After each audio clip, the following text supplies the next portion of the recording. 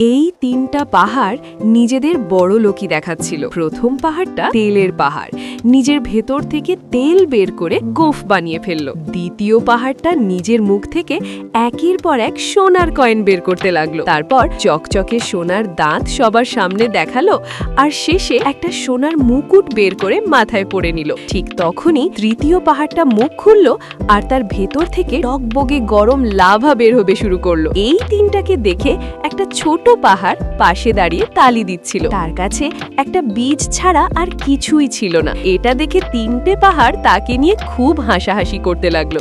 তারপর তারা ওই বীজটা ছুঁড়ে ফেলে দিল, আর তার উপর মেঘ জমিয়ে দিল। ফলে ছোট পাহাড়টা পুরো ভিজে গেল।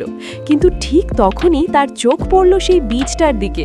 সে বীজটা তুলে নিজের ভেতরে রেখে দিল। কয়েকদিন পর ছোট পাহাড়ের মুখ থেকে গাছের শিকড় বের হতে শুরু করলো। এটা দেখে তিনটে পাহাড় আবারও হাসতে লাগলো। কিন্তু হঠাৎ করেই তিনটে পাহাড় অসংখ্য বীজে ঢেকে গেল, কারণ ছোট পাহাড়ের ভেতর থেকে বেরিয়ে এসেছে একটা বিশাল গাছ। তোমার কি গাছটা ভালো লেগেছে? কমেন্টে অবশ্যই জানিও।